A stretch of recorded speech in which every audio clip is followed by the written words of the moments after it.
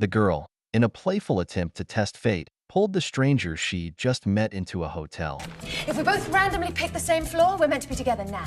I don't understand this. You don't have to understand, you just have to have faith. Faith in what?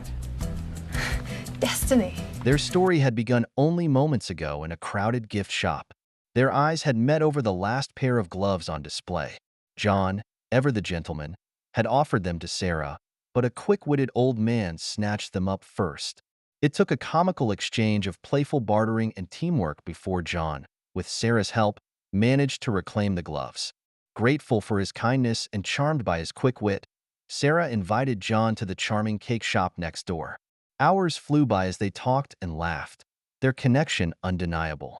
John found himself completely smitten with this spirited, captivating woman. As they prepared to part ways, John, gathering his courage, asked for her number. Sarah, with a mischievous smile, simply kissed his cheek. Well, if we're meant to meet again, then we'll meet again. She disappeared into a waiting taxi. John turned to leave. That's when he realized he'd left his scarf behind. At the same moment, Sarah realized she'd forgotten her new gloves. Fate, it seemed, had other plans. Their paths collided once more at a beautifully illuminated ice rink, the falling snow and twinkling lights creating an atmosphere of pure magic. They skated side by side, their laughter echoing through the frosty air. "This is quickly becoming my favorite New York moment," John confessed. A wave of warmth spread through Sarah at his words. Lost in the moment, she lost her footing and tumbled onto the ice. John was instantly by her side, his touch gentle as he helped her up and brushed the snow from her hair. As they said goodbye, he even kissed her hand, a gesture so tender and respectful it made her heart skip a beat. Mustering her courage, Sarah scribbled her number on a scrap of paper and pressed it into his hand. But as fate would have it, a passing truck roared by, snatching the note and scattering it to the wind. He pleaded with her to write it again, but Sarah, a firm believer in destiny's plan, "Fate's telling us to back off," Sarah said. "But what if fate's wrong?" John argued, "What if we miss out on something incredible because we didn't even exchange numbers?" Seeing his persistence, Sarah decided to give fate one last chance. She pulling out a $5 bill. "Write your address and number on this." She then dashed off to a nearby store and used it to buy a pack of gum. Hey! What the hell was that? But if that $5 bill makes its way back into my hands, I'll be able to call you. But John felt this was hardly fair. Love, he believed, shouldn't be a one-way street. As if reading his mind, Sarah pulled out a copy of Love in the Time of Cholera. Okay, so when I get home tonight, I'm going to write my name and my number inside this. And then first thing tomorrow morning, I'll sell it to a used bookstore. Intrigued, John raised an eyebrow. "If you ever find that book," Sarah continued, "or if that $5 bill finds its way back to me, it means fate wants us to be together." John, however, wasn't content to leave their future in the hands of fate. He yearned for something more concrete, more certain. Sensing his desire, Sarah agreed to one final test. They stepped into the hotel elevator, each pressing a button. If fate landed them on the same floor, it would be a sign. As the doors closed, Sarah tossed him one of her gloves, her finger lingering on a random floor. John stared at the rows of buttons, his heart pounding. With a shrug, he pressed one. To his astonishment, it was the same floor Sarah had chosen. But fate, it seemed, had a wicked sense of humor. A mischievous boy hopped into the elevator and proceeded to press every single button. Don't do that! Don't press those! Hey, calm down. He's just a kid. By the time John reached their designated floor, Sarah was gone. He searched for her, his heart sinking with each passing moment. Just as he was about to give up, he spotted her disappearing into a taxi. They'd missed each other by mere seconds. Years passed. John built a successful career and found himself on the verge of marriage. Yet, no matter how content his life became, Sarah's memory lingered. He couldn't shake the feeling that a part of him was missing. Meanwhile, Sarah had created a fulfilling life for herself in California. She had a successful career as a therapist and a loving boyfriend. But deep down, she couldn't shake the feeling that something was amiss. It was in the small, insignificant moments, a forgotten anniversary, a careless remark that she found herself thinking of John's kindness, his warmth, the way he made her feel truly seen. One evening, while clearing out his apartment, John stumbled upon the single black glove Sarah had given him.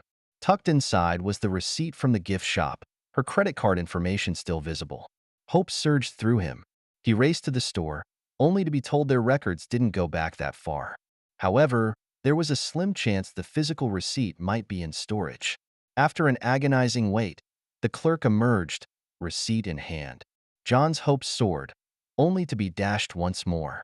The address on the receipt was for an apartment Sarah hadn't lived in for years.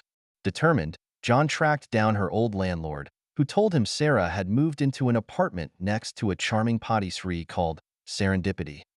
At that very moment, Sarah sat in that very cafe, lost in thought. She had recently broken up with her boyfriend, realizing she'd been settling for a pale imitation of the love she craved. She'd flown to New York with her best friend, determined to find John. They'd retraced their steps, but their search had been fruitless. As they prepared to leave, the barista handed Sarah's friend their change, including the very same $5 bill John had given Sarah years ago. But neither of them noticed as they hailed a taxi and disappeared into the city. Moments later, John arrived. Once again, fate had dealt them a cruel hand. John stood before Sarah's old apartment building, his heart aching. The building had been converted into a bridal boutique, its windows filled with pristine white gowns. Despair washed over him. Perhaps she was married now, her life intertwined with another's. Unbeknownst to him, Sarah and her friend had returned to their hotel, where they bumped into an acquaintance, John's fiancée. She invited them to the wedding rehearsal, but Sarah politely declined, a strange premonition settling over her. As evening descended, she found herself drawn back to the ice rink, memories of that magical night washing over her. Meanwhile, John sat through his wedding rehearsal, unable to shake the feeling that he was making a terrible mistake. Afterward, his fiancée presented him with a gift, a copy of Love in the Time of Cholera. She'd noticed how often he admired it in bookstores. John's heart skipped a beat as he opened the book. There, on the title page, was Sarah's name and phone number. It was a sign, a message from the universe. Without a word, he left the hotel, his heart set on finding Sarah. He landed in California late that night and rushed to her apartment, only to see the silhouette of a man and a woman inside. Despair crushed him. Maybe it was for the best. What he didn't know was that the woman wasn't Sarah. Meanwhile, Sarah boarded a plane back home. As the flight attendant offered her headphones, she reached for her wallet and realized she'd accidentally taken her friend's. As she handed the money over, her eyes fell on a $5 bill tucked inside.